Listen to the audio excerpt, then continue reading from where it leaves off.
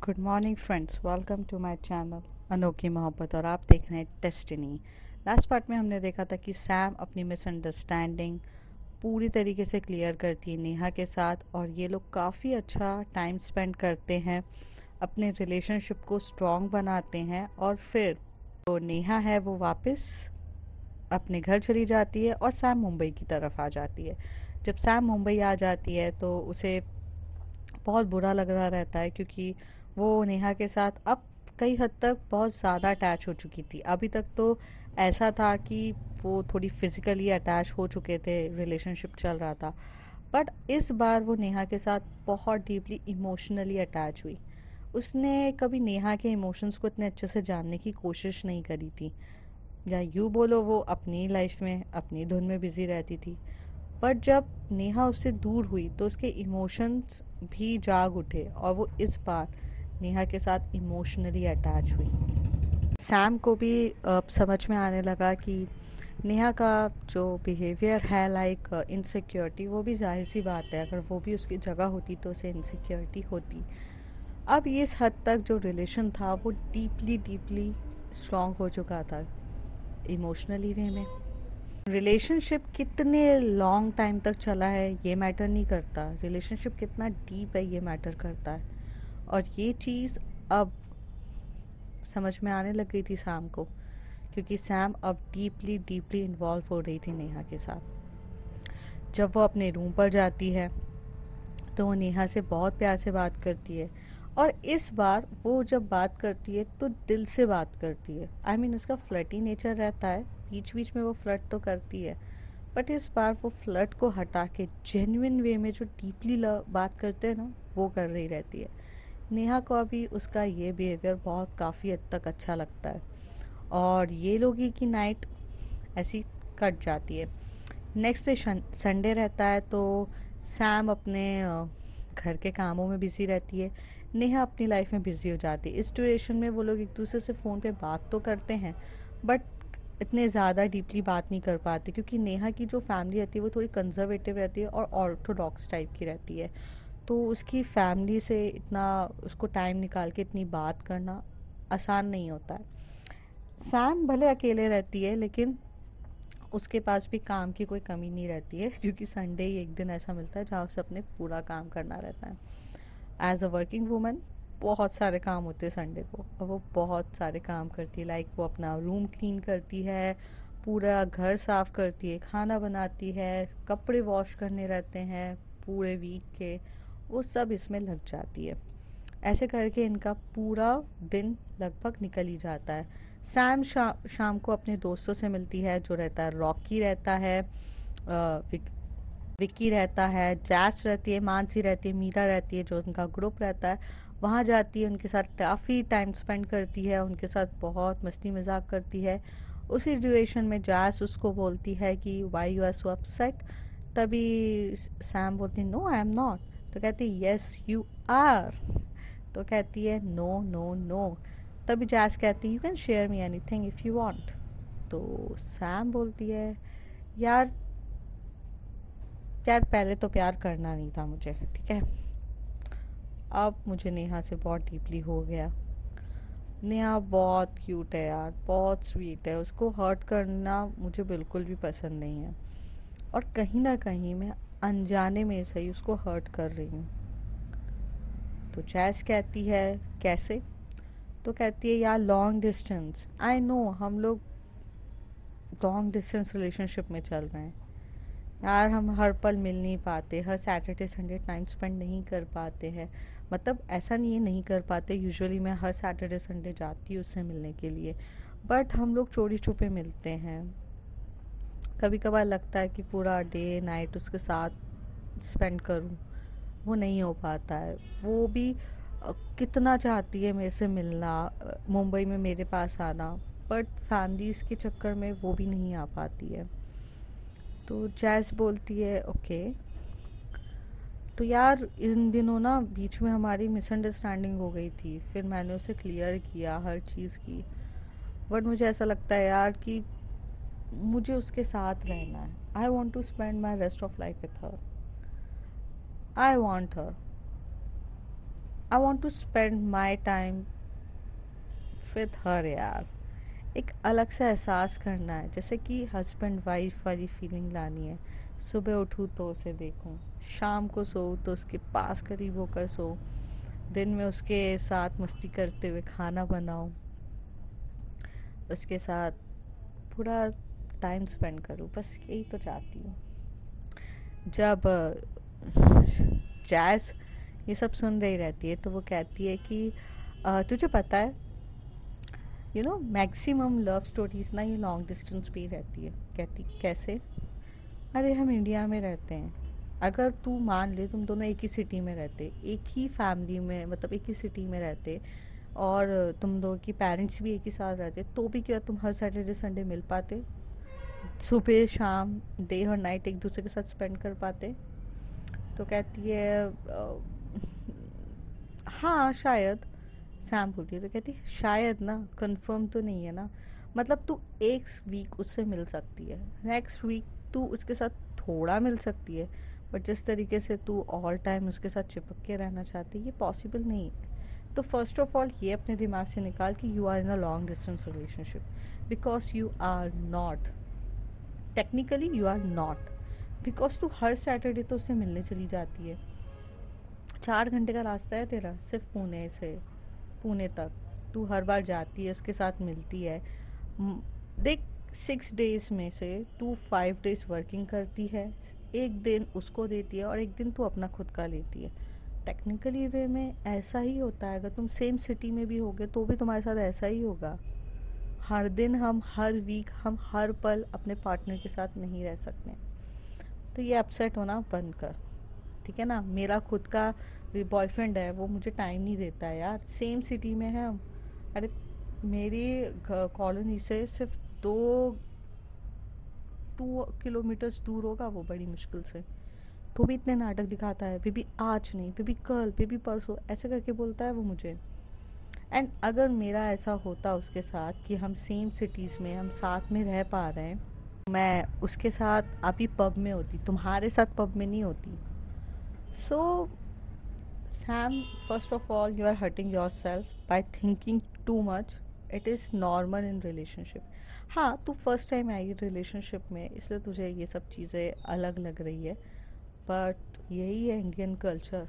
हम Indian culture में रह रहे हैं, ऑल टाइम नहीं रह सकते। सैम काफ़ी हद तक जैज़ की बात सुनती है और उसे समझ में आता है कि वो सही कह रही है, क्योंकि टेक्निकली में देखा जाए तो हम साथ में ही रहते हैं। और वैसे तो कहती है हाँ ठीक है, बट व्हाट यू वांट? तो तभी जैस पूछती है, तो सैम बोलती है व्हाट आई वांट मीन्स तुझे साथ में रहना है, are you want to be in a live in relationship with her? तो सैम स्माइल करके बोलती है हाँ यार, लिव इन रिलेशनशिप में तो रहना है मुझे उसके साथ, मैं देखना चाहती हूँ कैसा लगता है, I want to be in a live in relationship with her. तो कहती है okay, so how is it possible, are you going to shift to a Pune? तभी सैम बोलती है नहीं यार, जैस प्रॉब्लम बताए क्या है, सैम की तो फैमिली ही पुणे में है, सॉरी नेहा की तो फैमिली पुणे में है, वो अपनी फैमिली को तो छोड़ नहीं सकती, उसे शिफ्ट होना चाहिए ना मुंबई में। तभी जैस उसकी तरफ देखती है, बोलती है हाउ इज़ इट पॉसिबल? तो कहती है वो ही तो सोच रही हूँ 2 दिन से, पर दिमाग तो चले। अब देख, मेरी कंपनी ने तो मुझे ही खुद फ्लैट दे के रखा है, मेरे तो कुछ भी नहीं है, सारी कंपनी तो मेरे एक्सपेंसेस उठाती है। ऐसा ही कुछ अगर उसके साथ भी हो तो उसकी फैमिली तो बड़े अच्छे से उसे शिफ्ट कर देगी। तभी जैस बोलती है ओह हाँ यार, ऐसा तो हो सकता है, बट आई थिंक वो तेरे साथ ही प्रोजेक्ट में है ना साथ में? तो कहती है हाँ, तो तेरी कंपनी ने तुझे रूम दिया है, आई मीन फ्लैट दिया है, तो तेरी कंपनी उस फ्लैट में एक रूममेट भी तो ला सकती है, वो नेहा हो सकती है। तो कहती है हाँ, मैंने ये सोचा नहीं यार, जैस यू माई बेस्ट फ्रेंड यार, I I love you, you are the best. अरे यार तू तू तू पता नहीं, बता नहीं सकती तूने मेरी कितनी बड़ी प्रॉब्लम सॉल्व करी है, थैंक यू। तभी जैस बोलती है पर ये पॉसिबल होगा कैसे? तो कहती वो तू चिंता मत कर, नेहा अब मेरे साथ ही आएगी, और उसे कैसे मुझे अपने प्रोजेक्ट का सहारा लेके लाना है वो तो मैं डिसाइड कर ही लूँगी। तभी ये लोग ऐसी बात कर रहे रहते हैं तो रॉकी आ जाता है और रॉकी अपनी गर्लफ्रेंड को लेकर आता है और वो देखती है सैम वगैरह, Jess, Mansi, Meera, everybody was looking her girlfriend, तो वो बहुत ज़्यादा इम्प्रेस होते हैं क्योंकि उसकी गर्लफ्रेंड बहुत ज़्यादा ब्यूटीफुल रहती है। एंड मैं यहाँ बताना चाहूँगी वो ज़्यादा मॉडर्न नहीं रहती है, मतलब वो नॉर्मल ड्रेसअप करके आई रहती है। एक अनारकली टाइप का जो सूट होता है वो पहना रहता है, लेकिन वो ट्रेडिशनली में भी बहुत ज़्यादा ब्यूटीफुल लग रही थी और ये देख के सब बहुत इम्प्रेस थे। तभी सबको समझ में आता है कि रॉकी इतना डेडिकेटेड क्यों है, क्योंकि that girls deserve to be a best partner. और वो लोग बहुत काफ़ी खुश होते हैं। तो रॉकी बताता है कि वो इंगेजमेंट करने वाला है नेक्स्ट मंथ, तो सबको आना है। तो वो बोलती है नेक्स्ट मंथ इंगेजमेंट, ओके हाँ आना है वाला। तो वो कहता है डेस्टिनेशन इंगेजमेंट है, तो मेरी इंगेजमेंट अलीबाग में होगी, तो अलीबाग में सब लोगों को आना है। सैम क्या सोच रही है, तुझे भी आना है, रॉकी कहता है। तो सैम बोलती है हाँ मैं तो आना है, लेकिन अगर मैं अपने किसी फ्रेंड को भी लेकर आऊँ तो कोई इशू तो नहीं है। तो कहता है ओहो ओहो तो कहता है ऑफ कोर्स यार कोई इशू नहीं है, लेकर आना। तो कहता है ठीक है, ऐसे बोलती है। अब जैस जो है वो सैम की तरफ सोचती है कि नेहा को भी लेकर आने का सोच रही है। तो वो कहती है हाँ सोच तो रही हूँ, बट कैसे करूँ, मैं ये सोच रही हूँ नेक्स्ट मंथ, मतलब मेरे पास सिर्फ अभी 10 या 12 डेज है यार, नेक्स्ट मंथ तो आने ही वाला है और इसकी इंगेजमेंट से पहले पहले मुझे कुछ ना कुछ तो करना ही पड़ेगा। तो कहती है कि हाँ अब सोचो कैसे करना है वगैरह। हाँ हाँ सोचती हूँ डेफिनेटली। ऐसे करके ये लोग यहाँ से सब पार्टी वार्टी करते हैं और अपने अपने घर चले जाते हैं। जब सैम भी अपने फ्लैट पे जाती है तो उसे वीडियो कॉल आता है नेहा का, और तभी सैम बोलती है हाय नी। तो वो कहती है कि हाय, अरे हाय इशिका। तो वो कहती है हाय सैम। तभी ये लोग अपने क्यूट से मोमेंट्स बातें कर रहे रहते हैं, पार्टी में क्या हुआ कैसे ये हुआ वो सब एक दूसरे से शेयर कर रहे रहते हैं। दिन भर में नेहा ने क्या किया सब कुछ शेयर होता है। नेक्स्ट डे जब ऑफिस पहुंच जाती है सैम, तो सैम अपने प्रोजेक्ट पे ज़्यादा फोकसली वर्क करने लगती है, क्योंकि उसे अब किसी भी हाल में सैम को नेहा को अपने साथ इस प्रोजेक्ट के लिए बुलाना था। तो वो अपनी अक्लमंदी लगाती है और वो कोडिंग में ना कुछ चेंजेस कर देती है। She is expert in PHP language and Java others software languages. तो उसे ये पता था कि वो अगर ये चेंजेस करेगी तो ये चेंजेस उसका बॉस या कोई भी अदर पर्सन पकड़ नहीं सकता। लेकिन उसके ये चेंजेस को पकड़ने के लिए जो हाईली चीज़ चाहिए वो नेहा के पास थी, क्योंकि नेहा भी टेक्निकली वे में बहुत ज़्यादा स्ट्रॉन्ग थी। तो वो जानबूझ के कोडिंग के बहुत सारे फ्लॉज चेंज करती है और ऐसे बोलती है कि मैम अपने बॉस को जाकर बोलती है कि आई एम स्टक और ये कोलैबोरेशन है, तो मैं चाहती हूँ कि मैं नेहा को से असिस्ट करूँ। नेहा ही इस प्रोजेक्ट को असिस्ट कर रही रहती है, क्योंकि नेहा का जो बॉस रहता है कुणाल, वो उसके पास इतने काम रहते हैं कि ये सब चीज़ें नेहा को ही हैंडल करना रहता है। तो कई बार तो वो कॉन्फ्रेंस रूम में एज अ वीडियो कॉल पे वो एक दूसरे के साथ करते हैं, बट एक दिन चलता है ऐसे, 2 दिन हो जाते हैं ऐसे काम करते करते। तो नेहा बहुत काफ़ी हद तक सोच रही रहती है कि ये सैम कर क्या रही है, क्योंकि उसे कुछ भी चीज़ समझ में नहीं आ रही रहती है। 2 दिन के बाद, 2 दिन से पहले इन दोनों के बीच में जो भी बात होती पर्सनल टॉक होती, कभी भी ये ऑफिस टॉक नहीं करते थे। तो जब पूरा ये सब ख़त्म हो जाता है रात को, तो रात को सैम को नेहा फ़ोन करती है और बोलती है कि तुम कोडिंग तो तुम ही ये सब सॉल्व कर सकती हो ना कोडिंग, तुम बार बार मुझे कॉल क्यों करती हो। तभी नेहा बोलती है, तभी सैम बोलती है कि देखो नेहा, मैं जो कर रही हूँ उसमें चुपचाप मेरा साथ दो, ठीक है, वहाँ पर जाके तुम एक्स्ट्रा दिमाग मत लगाना और कुछ भी तुम्हें बोलने की ज़रूरत नहीं है कि ये कोडिंग मैंने चेंज करी है या मैं इसे गलत तरीके से कर रही हूँ। मैं जो कर रही हूँ मुझे करने दो प्लीज़। नेहा समझ नहीं पा रही रहती है और वो कह रही रहती है कि ऐसा क्यों करना है, क्या रीज़न है। तो कहती है कि बस बोला ना साथ दो। तो नेहा बोलती है नहीं, मैं साथ नहीं देना चाहती क्योंकि तुम मुझे रीज़न नहीं बता रही हो। तभी सैम बोलती है लाइफ टाइम साथ देने के लिए तैयार हो कि नहीं।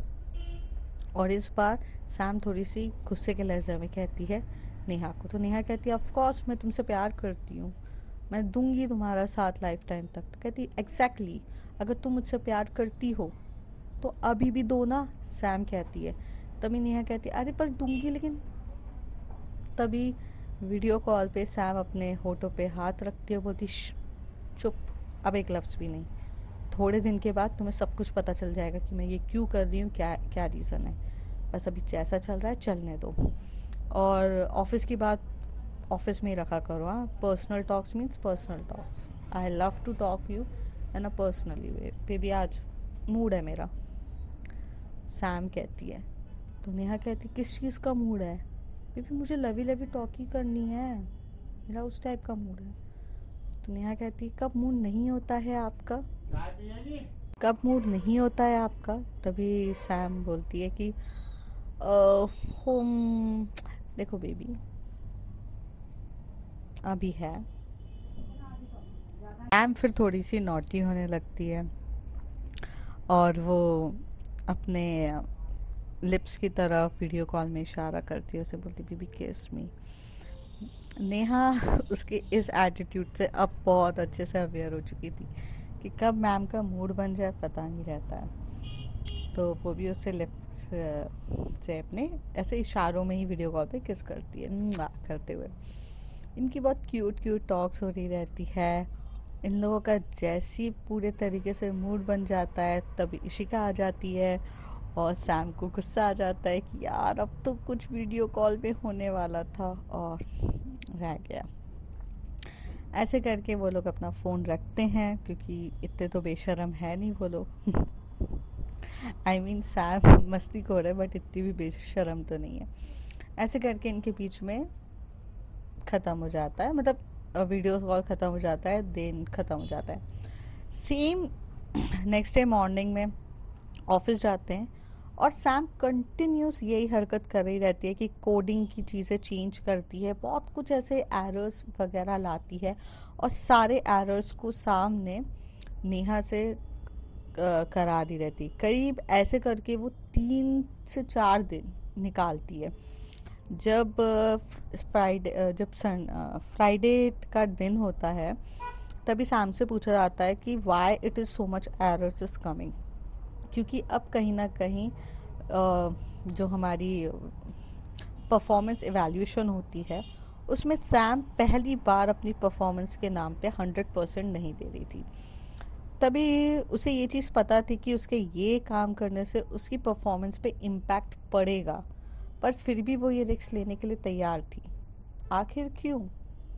इसलिए जब उसका परफॉर्मेंस वैल्यूएशन होता है तो उसको बोला जाता है Sam you are the expert in this things and why it is creating a problem. तो वो कहती है कि ma'am it is a basis of the collaboration. अगर ये अकेले मुझे करना होता तो मैं आपको बेस्ट से बेस्ट कोडिंग करके दे देती, बट यहाँ मुझे सामने वाले का भी पॉइंट ऑफ व्यू रखना पड़ता है। अगर मैंने कोडिंग में कुछ भी चेंजेस किया, कल जाके हमें दूसरी कंपनी से 4 बातें सुननी पड़ी मैम, तो वो चीज़ आ जाएगी। आई नो आपका टाइम बर्बाद हो रहा है कि मुझे बार बार कॉल करना पड़ता है, मुझे कई हद तक काफ़ी वेट करना पड़ता है नेहा के आने का, और नेहा उस कोडिंग में मुझे अपना पॉइंट ऑफ व्यू बताए, ये सब करने से होता है। तो मुझे पता है ये सब हो रहा है, but can I suggest something. तभी उसकी बॉस बोलती है ऑफ कोर्स सजेस्ट मीन्स क्या कर रहे हैं हम ऐसे।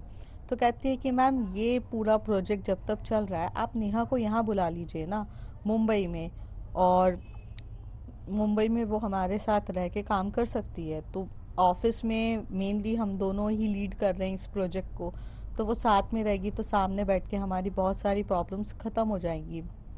मुझे बार बार कॉल असिस्ट नहीं करना पड़ेगा और जो भी उसका थोड़ा टाइम मिलेगा वो ऑफिस के एक्चुअली वो फुल डे में भी तो फुल डे में भी सिर्फ 2 आवर्स वो अपना काम करती है, बाकी 6 आवर्स तो वो मेरे साथ ही रहती है। तो आप उसको यहाँ बुला सकते हो, तो इससे टाइमिंग भी बच जाएगा, हमारी बहुत सारी प्रॉब्लम होगी, और जो प्रोजेक्ट हमारा 1 ईयर में कंप्लीट होना है वो एटलीस्ट 8 मंथ्स में कंप्लीट हो सकता है। तभी उसकी बॉस वो सारी बातें काफ़ी अच्छे से सुनती है, कहती है आइडिया इज़ गुड, बट तुम्हें लगता है वो लोग मानेंगे, या नेहा खुद ये मानेगी इस बात पे?